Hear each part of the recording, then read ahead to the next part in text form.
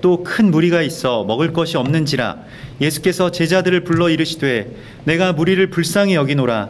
그들이 나와 함께 있은지 이미 사흘이 지났으나 먹을 것이 없도다. 만일 내가 그들을 굶겨 집으로 보내면 길에서 기진하리라. 그 중에서는 멀리서 온 사람들도 있느니라. 제자들이 대답하되 이 광야 어디서 떡을 얻어 이 사람들로 배부르게 할 수 있으리이까? 예수께서 물으시되 너희에게 떡 몇 개가 있느냐?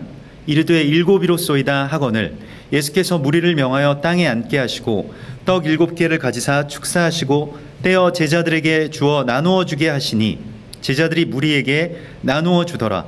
또 작은 생선 2마리가 있는지라 이에 축복하시고 명하사 이것도 나누어 주게 하시니 배불리 먹고 남은 조각 7광주리를 거두었으며 사람은 약 4,000명이었더라.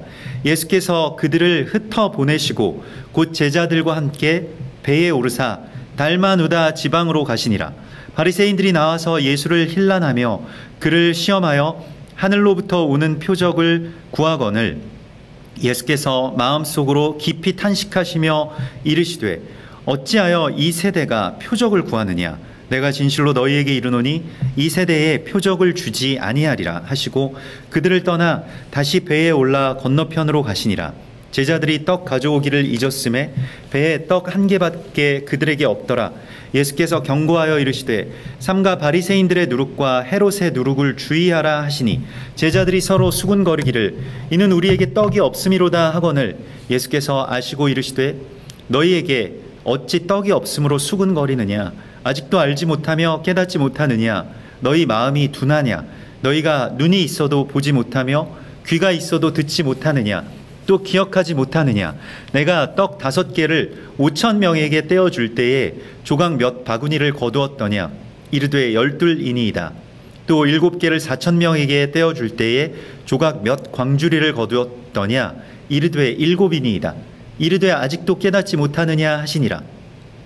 벳세다의 이름에 사람들이 맹인 한 사람을 데리고 예수께 나와 손 대시기를 구하거늘 예수께서 맹인의 손을 붙잡으시고 마을 밖으로 데리고 나가사 눈에 침을 뱉으시며 그에게 안수하시고 무엇이 보이느냐 물으시니 쳐다보며 이르되 사람들이 보이나이다.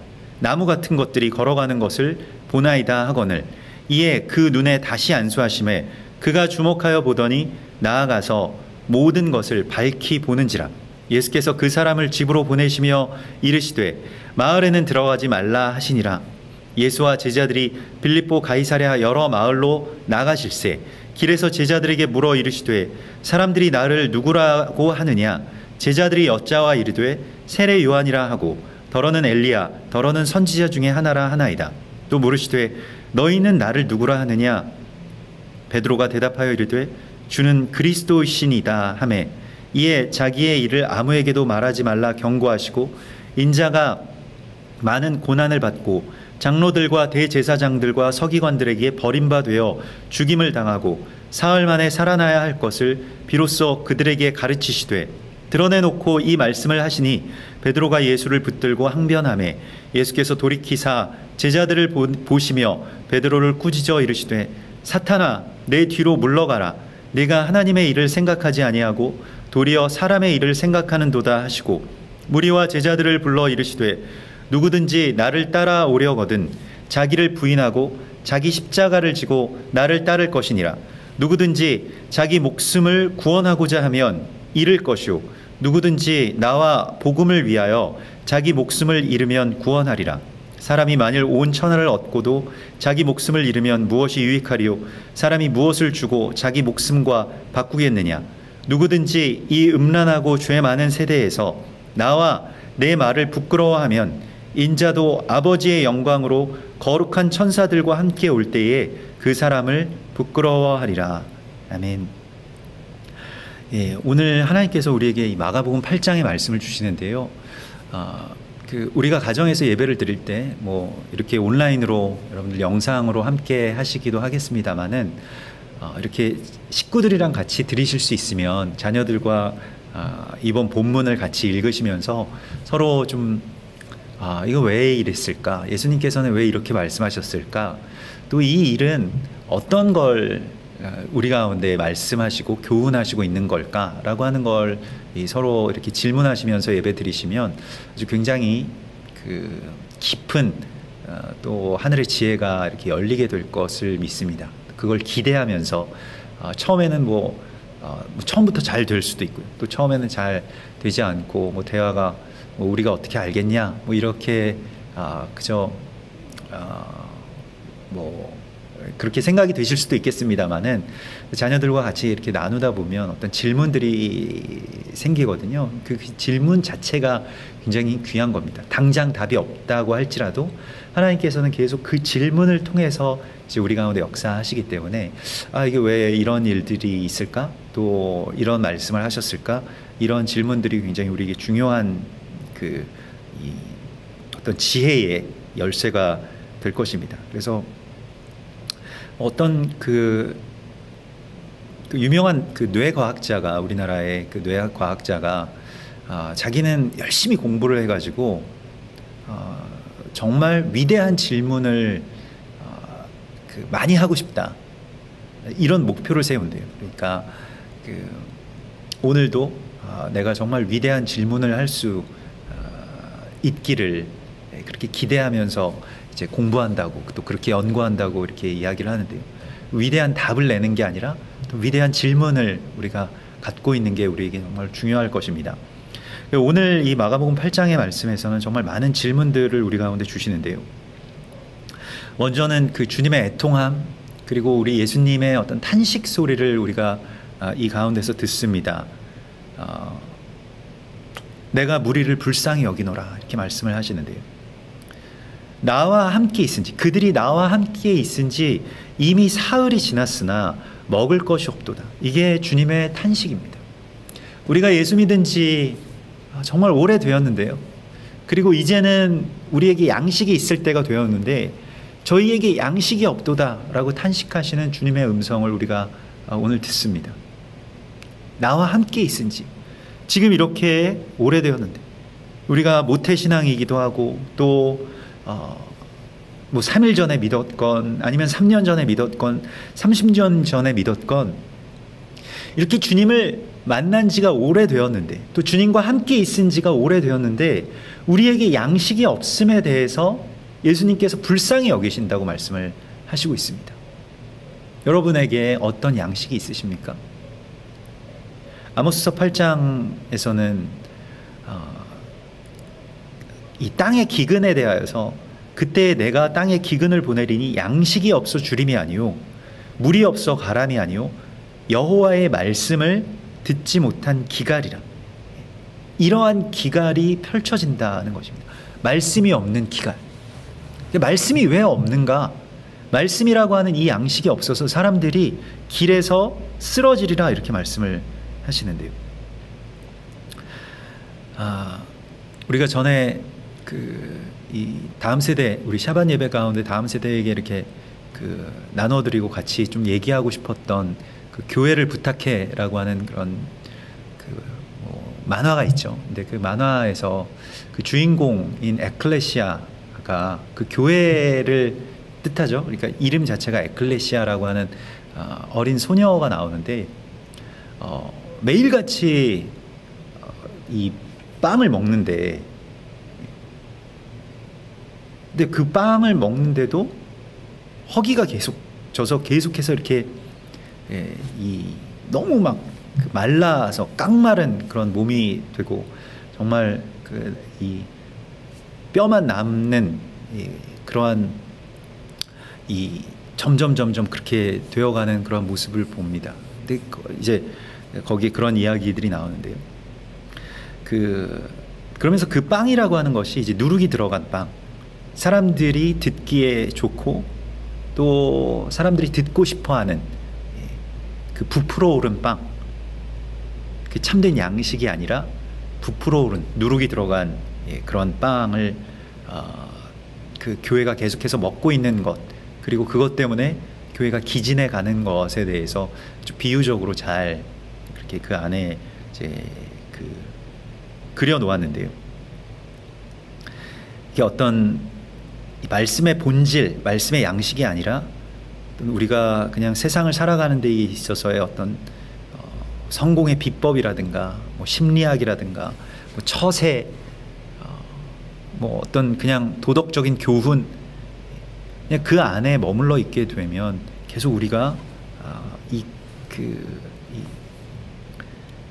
굶는 것이나 다름이 없다는 것이죠. 더 나아가서는 우리가 나누어 줄 양식을 갖고 있지 못한 것에 대해서, 우리가 이렇게 지금 그냥 나 자신의 문제에 허덕이고, 나 자신의 어떤 건강, 나 자신의 가난, 나 자신의 여러 가지의 어떤 문제와 한계 가운데 이렇게 갇혀 있는 우리가 실제로는 때를 따라서 하나님의 곳간을 열어서 많은 사람들을 먹일 수 있는 그러한 주님의 거룩한 지체들임을 주께서 우리에게 계속 말씀하고 계시는데도 불구하고 우리에게 양식이 없음에 대해서 주님께서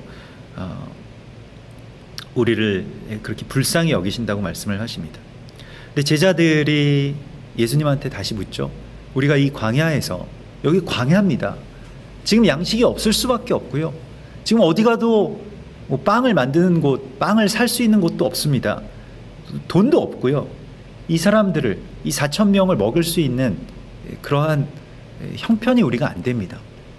그 형편이 안 된다라고 하는 말이 뭐 국가적으로도 그렇고요. 또 교회적으로도 그렇고요. 우리 가정도 그렇고요. 우리는 그럴 형편이 안 돼. 나는 그럴 형편이 안 돼. 나는 지금 그런 상태가 아니야. 나는 그런 상황이 아니야.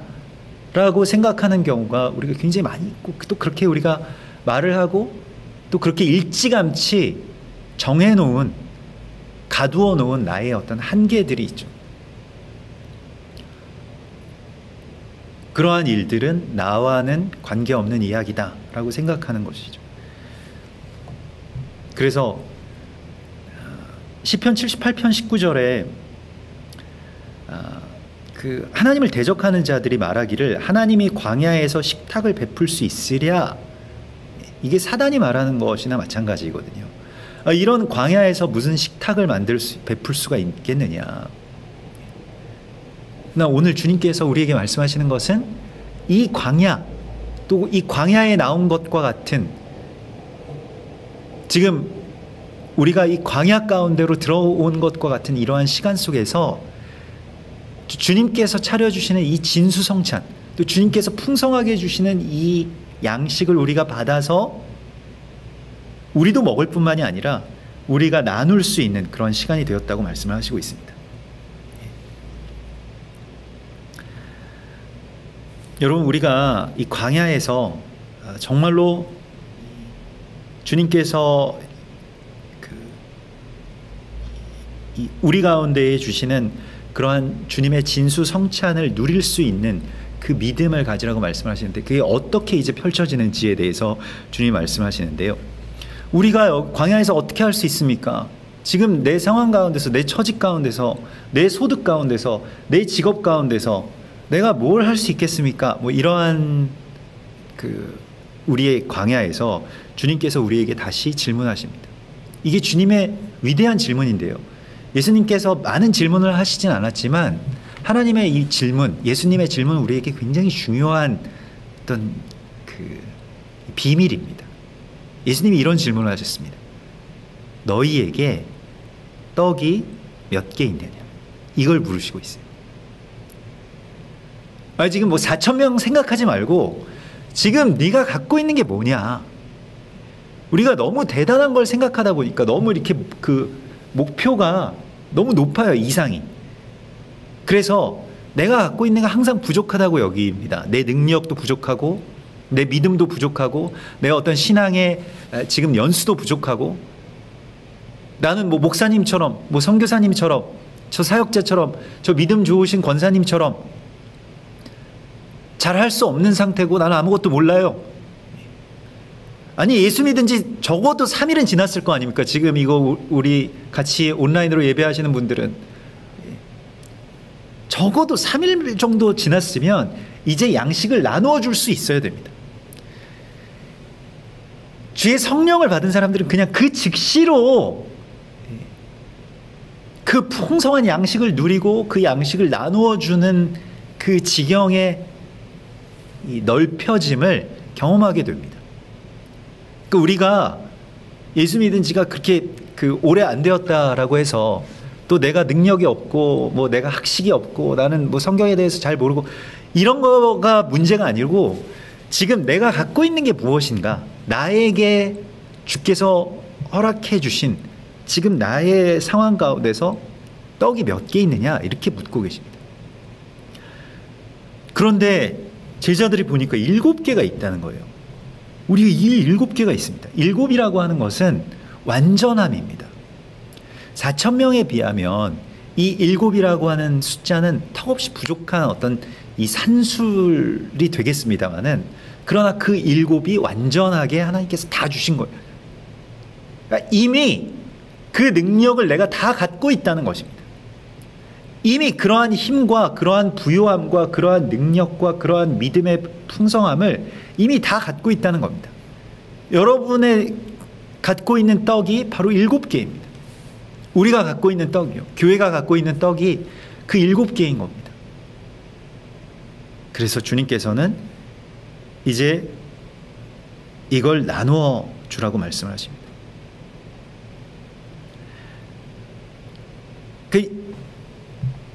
이게 당장에 내가 가지고 있는 것이 얼마 안 된다고 할지라도 그게 주님께서 우리 가운데 주신 그 기적의 씨앗이라고 말씀을 하시고 있거든요.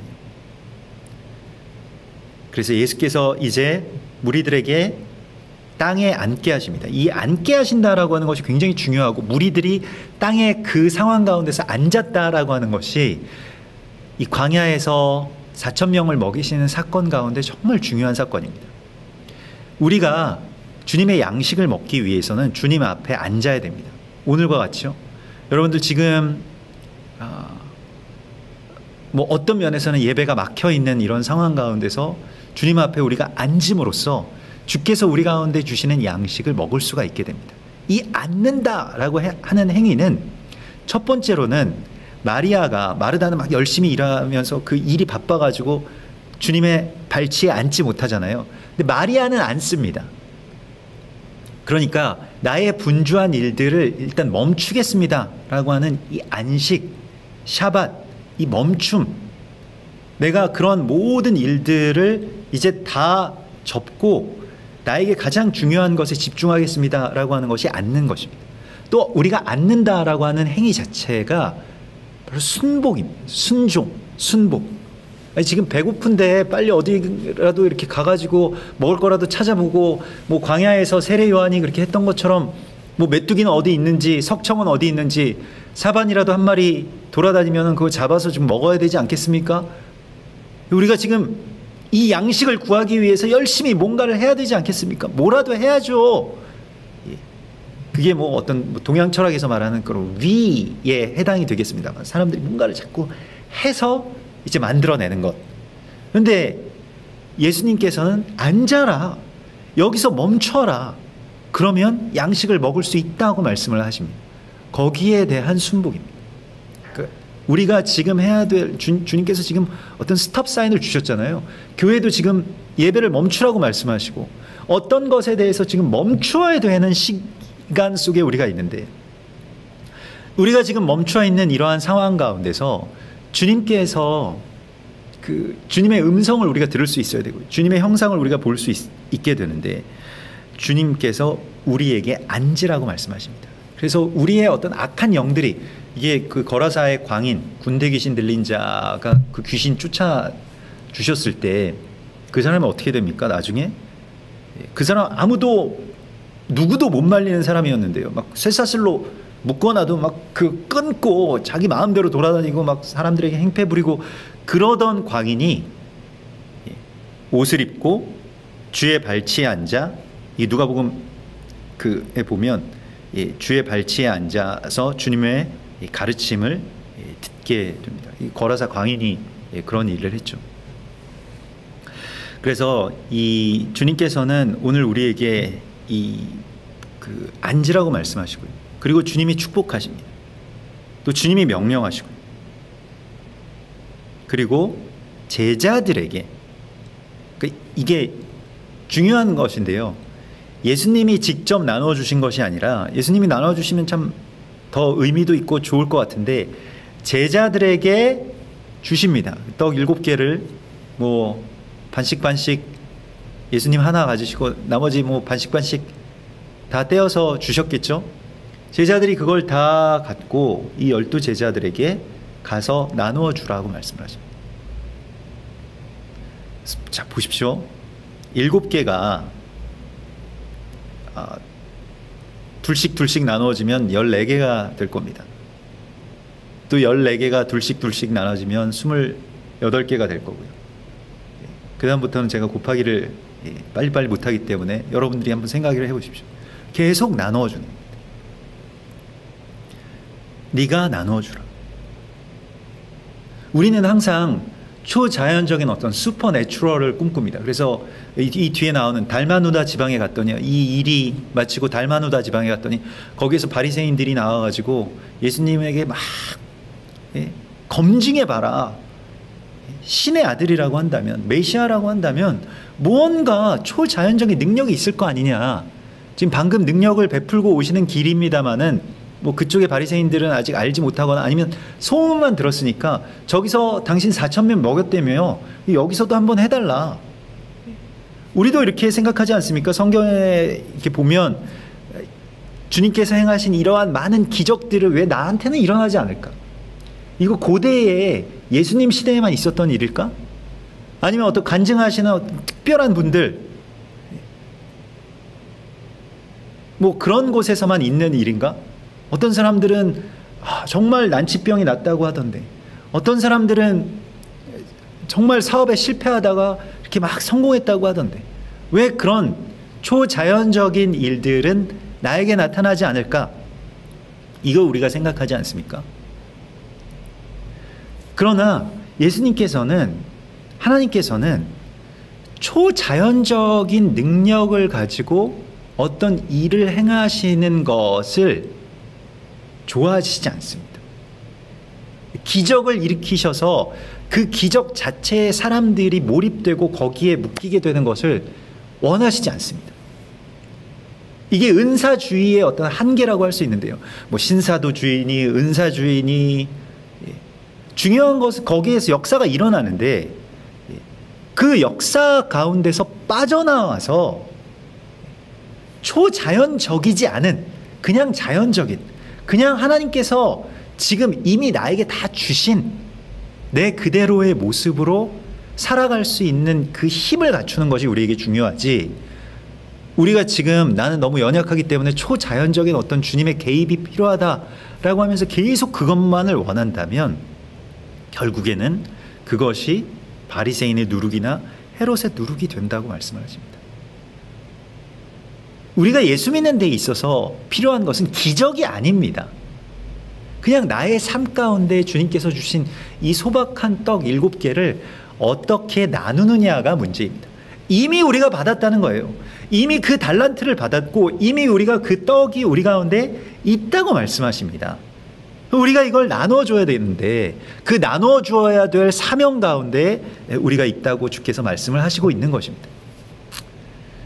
그래서 우리가 이 세상 속에서 거룩하신 그 주의 이 뜻 가운데로 우리가 그 나아갈 때 정말로 하나님께서 우리에게 원하시는 것이 무엇인지를 지금 이 시간 가운데 깨닫기를 주님께서 원하십니다. 그래서 너희에게 떡이 몇 개 있느냐, 그리고 너희는 내 앞에 앉고 또 너희는 그것을 가져다가 저들에게 나누어 주라 라고 말씀을 하십니다. 또 작은 생선도 두어 마리가 있었다라고 말씀하시는데요. 이 생선이라고 하는 것이 이제 에브라임을 뜻하는 또 열방을 뜻하고요. 그리고 또 번성, 나가라고 해서 이것은 이 부흥을 그렇게 뜻하게 됩니다. 뭐 세상적인 어떤 번성은 아닌데 이 물고기 2마리를 또한 가서 나누어 주라 라고 그렇게 말씀을 하십니다. 그래서 떡과 물고기, 이게 예전에는 이제 예수 믿는 사람들이 그 차에도 그 물고기 문양을 익두스라고 해서 그 예수님의 어떤 그 라틴어 이 약자랑 물고기 문양을 이렇게 붙이고 다니는 일들이 많았는데 요즘에는 저는 거의 본 적이 없는 것 같습니다. 거리에서. 예전에는 참 많았는데요. 예전에 그래서 저분 예수 믿는 분이구나. 근데 사실은 또 운전도 이렇게 아주 신사적으로 하시고 법규도 잘 지키시고 이제 뭐 예수 믿는다고 이렇게 표시하고 다니시는 거니까요. 이제 그렇게 그런 뭐 서로 또 양보하고요. 들어오십시오. 우리 예수 믿는 분 이렇게 해서 서로 양보도 하고 그랬었는데 지금은 글쎄요 모르겠습니다. 사람들이 이제 기독교인이라고 하는 것을 세상에 이렇게 드러내는 것이 점점 부끄럽고 힘든 그런 시간 속에 우리가 있기 때문에 그런 것 같긴 합니다만은 아무튼 그걸 뭐 표시하면서 다니기가 참 어려운 그런 시간입니다. 자, 근데 오늘 주님께서 우리가 가지고 있는 떡 7개, 또 물고기 2마리 이걸로 사람들을 먹이라고 말씀을 하시고 있습니다. 그래서 이걸 나누어 주니까요. 어떤 일이 있냐면 배불리 먹고 남은 조각 7광주리를 거두게 됩니다. 사람들이 다 배불리 먹었어요. 그 배불리 먹은 것만 중요한 것이 아니라 여기서 남은 게 중요한 거예요. 오병이어 사건 가운데도 그렇고요. 또 그 칠병이어 사건 가운데도 그렇고요. 이 남은 게 몇 광주리냐 이게 굉장히 중요합니다. 그래서 이게 남은 자, 남은 것 이러한 것이 이제 또 다른 어떤 하나님의 역사의 씨앗이 되는 것이죠. 그러니까 나만 먹는 게 아니라 내가 먹고 나서 분명히 남는 게 있다는 거예요. 또 그걸 나누게 되는 것입니다. 다시 또 그걸 나누게 되는 것입니다. 내가 가지고 있는 것을 나누어 주고요. 또 내가 먹고도 더 먹을 수 없는 것들은 이걸 광주리에다가 모아다가 가서 또 나누어 주라고 말씀을 하시는 것입니다. 그래서 하나님의 역사는 이 남는 것의 역사입니다. 그러니까 뭐 장사하시는 분들은 우린 남는 거 하나도 없어 이렇게 말씀을 하시잖아요. 근데 은혜를 받는 분들은 남는 게 너무 많은 거예요. 주님께서 주시는 이 양식에서 남는 게 너무 많은 겁니다. 은혜라고 하는 것은 항상 뭐가 남습니다. 그 남은 것을 또 사람들에게 나누라고 말씀을 하시고 있습니다. 그래서 그 4,000명이 이제 파송됩니다. 이 예수님께서 먹은 그 사람들이 4,000명이었는데 그들을 흩어서 보내시다. 이 4라고 하는 숫자가 열방의 숫자입니다. 땅의 숫자이고요. 넷, 4,000. 그래서 그들을 흩어서 보내시고 이게 뭐 헬라어를 적극적으로 번역하면 이 아폴리오라고 하는 것이 그냥 흩어버렸다 이런 것이 아니라 그들을 자유케 해서 파송했다 이런 뜻입니다. 이제는 너희 자기 부족함에 매여 있지 말고 나 맨날 부족하다라고 이야기하지 말고 이 남는 것을 가지고 와서 너희도 한번 해라. 네가 가지고 있는 그 완전한 하나님께서 주신 완전한 양식을 그들에게 나누어 주어봐라. 이렇게 해서 자유케 해서 파송하셨다는 것입니다. 우리가 물질에 대해서 자유로워질 수 있는 시간이 언제인지 아십니까? 내가 그것을 누군가에게 나누어 줄 때. 나 부족한데 어떻게 나누어 줍니까? 그 부족한데도 불구하고 나누는 그 시간에 참된 자유를 우리가 그 안에서 누릴 수가 있게 됩니다. 이게 세상에 뭐 돈 많이 버시는 분들, 뭐 아주 기부도 많이 하시고 이런 분들이 왜 거기 계속 하기 시작하면 거기서 빠져나오지 못하시는 줄 아세요? 그게 하나님께서 우리 가운데 심어 놓으신 하나님의 당신의 본성이기 때문에 그렇습니다. 그러니까 그게 딱 만나게 되는 순간 내가 이거 베푸는 것에 나의 삶의 의미가 있구나라고 하는 것이 팍 떠지게 된다는 것이죠. 나는 더 이상 부족하지가 않구나. 나는 나눌 수 있는 사람이구나. 나는 나누어 줄 수 있는 사람이구나. 나는 하나님과 연결된 사람이구나 라고 하는 것을 알게 되는 바로 그 시간이 거기에서부터 비롯된다고 말씀을 하시고 있는 것입니다. 그래서 주님께서 우리를 그렇게 흩어서 이렇게 보내시는데 그리고 나서 제자들과 함께 배에 오르셔서 달마누다 지방으로 가시죠. 그래서 아까 전에 우리가 바리새인들이 기적을 보여달라라고 할 때 예수님께서 맹세하십니다. 나는 너희에게 아주 마음속으로 깊이 오늘 예수님의 탄식을 두 번째로 만나게 되죠. 깊이 탄식하면서 이르시되 어찌하여 이 세대가 기적을 구하냐. 지금 우리에게 필요한 것은 기적이 아니라고 말씀을 하시고 있습니다. 삶이 어떻게 개선될 수 있을까? 코로나 백신이 언제 나와서 이 일들이 끝날 수 있을까? 이게 우리에게 중요한 것이 아니고요. 지금 이 상황 속에서 나에게 허락하여 주신 이 하나님의 말씀, 하나님의 양식을 내가 온전하게 행하는 것이 중요하다고 말씀을 하시고 있습니다. 그래서 내가 진실로 너희에게 이르노니 이 세대에게는 표적을 주지 않을 것이다 라고 말씀을 하시고 있습니다. 고린도전서 1장 22절에 보면 유대인은 표적을 구하고 헬라인은 지혜를 찾는다고 했습니다. 그러니까 유대인들에게 있어서는 이게 어떤 분들이 이게 경험주의자 분들이 있잖아요. 그러니까 신앙에 있어서도 이 간증이 있는 분들이 있잖아요. 이런 분들은 유대적인 어떤 성향을 갖고 계신 분들, 그게 되게 중요하고 나에게 어떤 일이 일어났는가, 예수를 믿었더니 뭐가 이렇게 잘 됐는가, 이런 거 굉장히 중요한 분들이 있습니다. 또 헬라인 같은 분들은 이 공부를 많이 하시는 분들이에요. 굉장히 똑똑하고 뭐 신학 공부도 하시고 뭐 헬라어, 라틴어, 뭐 히브리어 이런 것들 잘 알고 뭐 이건 이런 것이지, 이런 이론이지, 이건 뭐지. 그래서 이게 학구적으로, 학술적으로 이렇게 이론적으로 잘 아시는 분들이 있습니다. 이게 헬라인들의 어떤 성향이었는데요. 유대인들은 표적을 구하고 헬라인들은 지혜를 구하나 우리는 십자가에 못 박힌 그리스도를 전하니, 이것과 상관없는 십자가에 못 박힌 그리스도를 전하니 유대인에게는 거리끼는 것이요 헬라인에게는 미련한 것이로 돼. 오직 부르심을 받은 자들에게는 유대인이나 헬라인이나 그리스도는 하나님의 능력이요 하나님의 지혜라 라고 말씀을 하십니다. 이게 이 뒤에 나오는 말씀과 이제 이어지기 때문에 오늘 읽은 것인데요. 자, 표적이 없으면 예수님이 안 계신 것입니까? 내 삶에 이 몸에 아무 증거 없다고 할지라도, 아무 일이 일어나지 않고 시험도 떨어지고 사업도 실패하고 취업도 안 되고 뭐 이것저것 안 된다고 해도 그리스도 예수께서 내 안에서 그러한 역사를 일으키시지 않는다고 해서 내가 예수님을 떠나야 되는 겁니까? 그거 아니겠죠.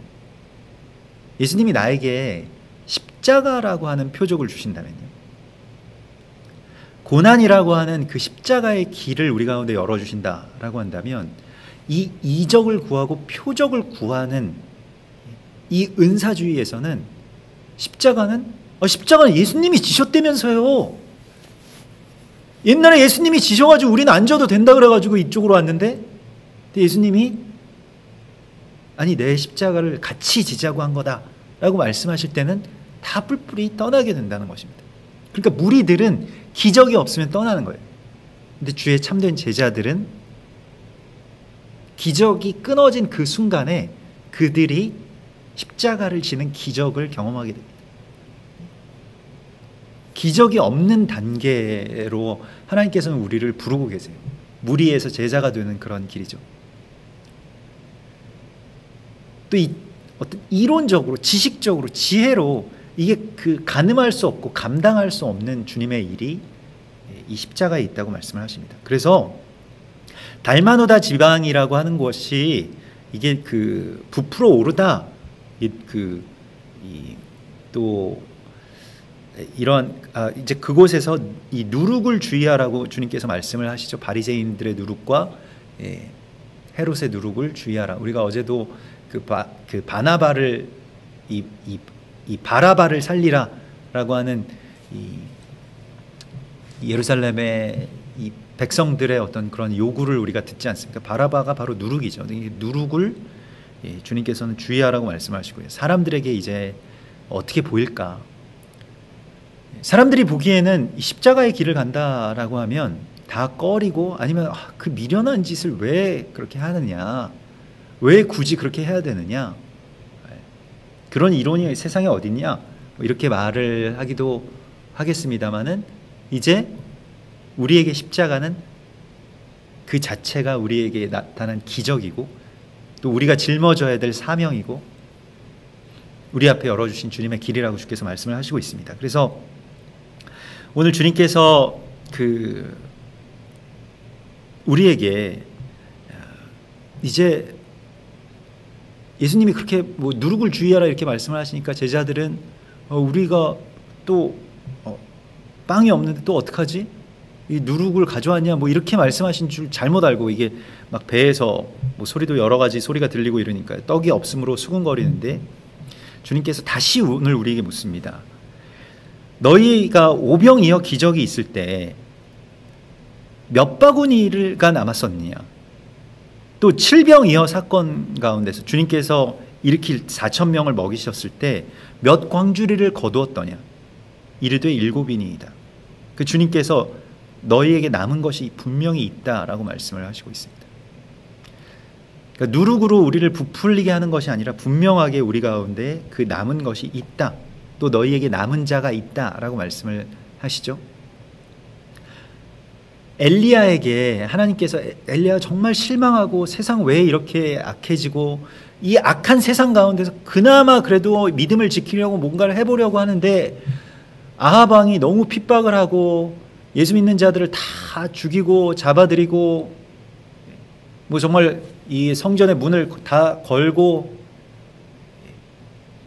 뭐 여러 가지 이유를 대면서 아합 왕 그 당시에 아주 백성들에게는 인기가 많았습니다만은 그러나 뭐 당시의 성도들을 핍박했던 그런 왕이죠. 그래서 너무 실망스러웠는데 하나님께서 하신 말씀이 무엇입니까? 그러나 바알에게 무릎 꿇지 아니한 7,000명을 내가 남겨두었다.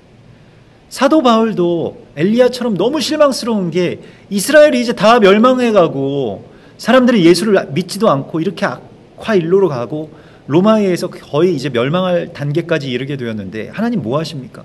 하나님 왜 이런 일을 일으키시나요? 라고 할 때 주님께서 말씀하신 것은 바알에게 무릎 꿇지 아니한 7,000명을 내가 남겨두었다 라고 하신 그 엘리야에게 하신 말씀을 사도 바울이 듣습니다. 지금 오늘날에 지금 한 군데에서도 이 모여서 예배할 수 없는 이러한 상황 속에서 이러한 나라에 우리가 살아가고 있는데 그 뭐 이유 여하를 막론하고 이게 뭐 부당하다 온당하다 이걸 떠나서요. 이런 시간 가운데 주님께서 우리에게 말씀하시는 것은 바알에게 무릎 꿇지 아니한 남은 자들을 남겨두시기 위한 그런 시간이라고 말씀하십니다. 지금은 남은 자들의 시간입니다. 여기서 우리가 남은 자가 돼야 돼요. 아니 그때 사람들이 바알에게만 무릎 꿇으면 뭐 장사도 더 잘 되고 나라에서도 뭐 잘해주고 이세벨이 뭐 여러 가지 어떤 혜택들도 주고 뭐 어디 가면 모두 받을 수 있다더라 모두 좀 잘 되고 이렇게 되는데 바알에게 무릎 꿇지 아니하는 사람들 그렇게 버텨낸 사람들은 이제 버틸 수 없는 시간 속에 들어왔습니다만은 그러나 끝까지 무릎 꿇지 않고 주의 역사를 행했다고 말씀을 하시고 있습니다. 이것이 우리에게 남은 것이고요. 우리가 이 남은 자가 되라고 주께서 말씀을 하시고 있습니다. 그래서 벳세다에 이르러서요. 한 맹인을 예수님께서 이 벳세다 맹인을 치유해 주시는 장면을 보게 되는데 예수님께서 맹인의 손을 붙잡으십니다. 그리고 마을 밖으로 나아가시죠. 이게 마을 밖이라고 하는 것이 광야입니다. 실제로 이스라엘은 이 마을 밖으로 나가면 바로 광야가 펼쳐집니다. 그러니까 광야가 어디 먼데 막 가야지 그 광야가 있는 게 아니라 사실 광야 중간 중간에 이렇게 뭐 오아시스 같은 곳들에 이제 뭐 도시들이 있는 것이고요. 그래서 벳세다라고 하는 마을에서 조금만 나가면 이제 유다 광야가 펼쳐지게 되죠. 그러니까 광야로 나가신 것이죠. 그래서 눈에 침을 뱉으시며 그에게 안수하시고 무엇이 보이느냐 이렇게 물으십니다. 광야에서 4,000명을 먹이신 사건이나 지금 마을 밖 광야에서 맹인을 치유해 주시는 사건이 같은 것입니다. 예수님께서 먹여주시는 것은 그 말씀입니다. 그 입에서 나오는 말씀.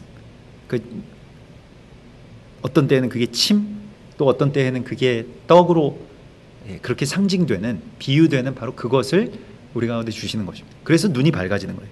말씀이 우리 가운데 들어오면 눈이 밝아지게 됩니다. 그런데 반드시 우리가 이 광야에서 이런 일들이 있다라고 하는 것을 주목해 보아야 됩니다. 그래서 무엇이 보이느냐, 주님께서 오늘 다시 질문하시죠. 첫 번째 질문이 뭐였습니까? 너희에게 떡이 몇 개 있느냐. 두 번째 질문이 오늘 마가복음 8장에서 무엇이었습니까? 너희에게 남은 것이 몇 광줄이었냐. 세 번째 질문이 무엇입니까? 너는 무엇을 보고 있느냐. 예수님의 세 번째 질문입니다. 우리가 보고 있는 것.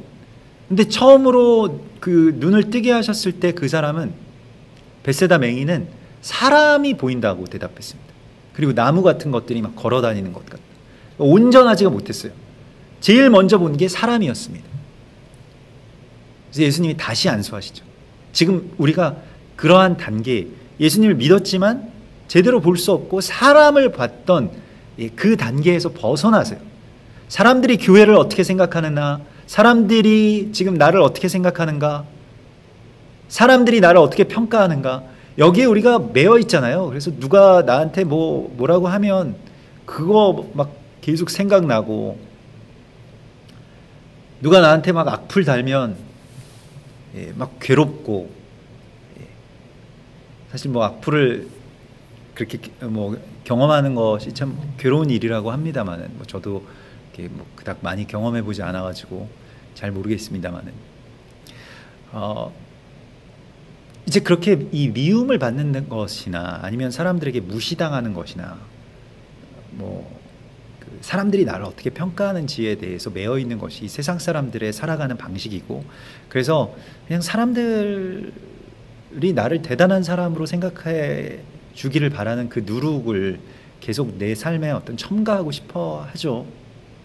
그걸 다 제거하고 나면 이제 주님께서 우리 가운데 주시는 그 은혜의 역사들이 우리에게 펼쳐지게 되는데, 자, 뭐라고 말씀하시냐면 이제 다시 그 사람을 다시 안수해 주셔서 주께서 말씀하시는 것이 있습니다.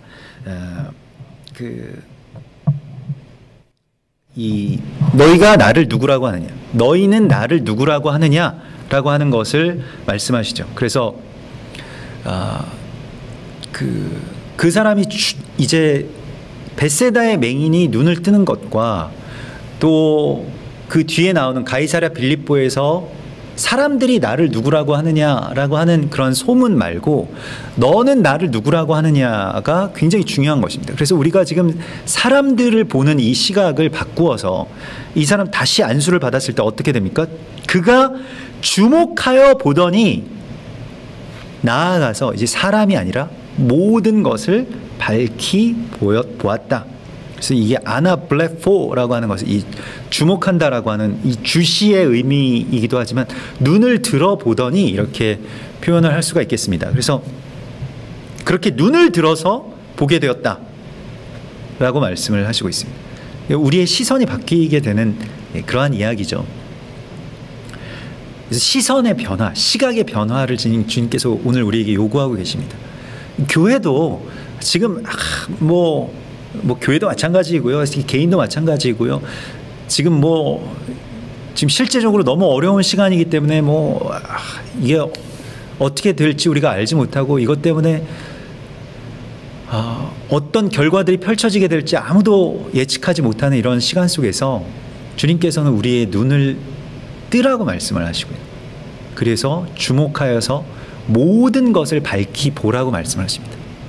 근데 아무리 주님께서 우리 가운데 이렇게 보여주시는 것을 주목하여서 보면 놀라운 것들이 이제 우리에게 보이게 됩니다. 재앙이 아니고 이러한 시간들이, 또 이러한 시간들이 어떤 결핍이나 아니면 어떤 제한되는 그러한 시간이 아니라 지금 주님께서는 우리에게 굉장히 놀라운 것을 새롭게 보여주시고 또 나아가라고 하시는 파송의 시간임을 우리가 이제 보게 됩니다. 그래서 주님께서 우리에게 이렇게 눈을 들라고 말씀을 하시면서 이제는 십자가의 예수아를 볼 수 있는 눈을 열라고 말씀하십니다. 우리가 주는 그리스도이십니다라고 했던 그 베드로의 이 대표적인 교회의 고백이 무엇입니까? 예수께서 메시아입니다라고 하는 것인데, 메시아가 되는 것이 어떻게 되는 것이냐? 주님이 말씀하십니다. 그게 이 맹인이 눈이 열리는 것과, 교회가 눈이 열리는 것과, 전에 먹지 못했던 양식을 먹게 되는 것과 같은 이야기인데요. 십자가입니다. 고난을 받고 십자가를 지는데, 그 십자가를 지는 이유가 그냥 그 고난이 우리에게 뭐 유익이 있고 좋기 때문에 받는 것이기도 하지만, 그 십자가는 목적이 있습니다. 그게 무엇입니까? 자기 목숨을 다른 사람들을 위해서 내놓을 수 있는 자가 되는 것입니다. 자, 오늘 주님께서 오늘 우리에게 이렇게 말씀하시잖아요. 누구든지 자기 목숨을 구원하고자 하면 잃을 것이요, 누구든지 나를 따라오려거든, 누구든지 나와 복음을 위하여 자기 목숨을 잃으면 구원하리라. 지금은 모든 사람들이 자기 목숨을 구원하려고 하는 그런 시간입니다. 근데 주님께서는 나와 복음을 위하여 자기 목숨을 내놓는 자가 되라고 말씀을 하시고 있습니다. 뭐 이게 거창한 일이 아니라고 할지라도, 우리가 뭐 목숨 걸고 뭘 한다라고 하는 것이 굉장히 좀 너무 먼 이야기처럼 우리 가운데 들려졌습니다만, 지금은 우리가 뭐 어떤 사람을 만나도 목숨 걸고 만나는 거잖아요. 이 사람이 걸렸을 수도 있잖아요. 제가 어제 가족 외에 2분과 접촉했는데, 그게 어제 그 우리 옆집에 사시는 그 어제 잠깐 그 샤반 예배 그 끝에도 나오셨던 그 옆집 아저씨, 옆집의 형님, 제가 형님으로 모시는 분이시고요. 또 우리 성도분 한 분이 이렇게 지나가는 길에 이제 그 오셨다고 해서 이렇게 얘기를 나누는데, 즉 다 그런 생각이 드는 거예요. 혹시 내가 걸렸을 수도 있고, 이분이 걸렸을 수도 있고, 다 마찬가지 아닙니까, 여러분? 뭐 직장에 가시거나 아니면 뭐 하여튼 뭐 마트에 가서 뭘 사시더라도 다 지금 목숨 걸어야 되는 그런 시간들이잖아요. 그런데 자기 목숨을 자기가 구원하고자 하면 잃을 것이라고 말씀을 하시고, 이 세상 사람들이 살아가는 어떤 방식을 떠나서 그들을 위해서 목숨을 내놓을 수 있는 자가 되라고 주께서 말씀을 하시고 있습니다. 이것이 우리 삶 속에서 어떻게 펼쳐질 수 있을지에 대해서 우리가 이 시간에 정말로 깊이 주님 앞에 구하고, 내가 이제는 십자가의 예수와를 바라볼 수 있게 되고, 또 그 십자가의 예수 그리스도의 그 길을 나도 함께 따라갈 수 있는, 그래서 십자가를 두려워하지 않고 이것이 복음이고 이것이 능력이 된다라고 하는 것을 선포할 수 있는 그런 거룩한 이 다음 단계의 열림이 우리 앞에 있다고 주께서 말씀하십니다. 우리 같이 기도하겠습니다. 주님 감사합니다. 주님, 우리가 이 광야에서 기진하게 된 것에 대하여서 주님 우리를 불쌍히 여겨주시고 다시 우리를 일으키셔서 하나님의 놀라우신 역사를 시작하시고 허락하실 것을 믿사오니 주의 이름만이 높임을 받으시옵소서. 주여, 우리에게 이미 주신 주님의 떡이 있습니다. 주님의 양식이 있습니다. 주님의 물고기가 있습니다. 이것을 세상을 향해서 나누을 수 있는 그러한 귀한 역사가 우리 안에서 펼쳐지게 하여 주시옵소서. 우리가 사람을 주목해서 보았던 것에서 주님의 십자가를 주목하여 볼 수 있는 눈을 우리의 삶 가운데 열어주시옵소서. 우리가 이러한 두려움과 분노가 끓어오르는 시간 속에서 참으로 감사와 또 섬김과 담대함으로 주의 길을 온전히 걸어갈 수 있도록 인도하여 주시옵소서. 거룩하신 예수 그리스도의 이름으로 감사하며 기도드리옵나이다. 아멘.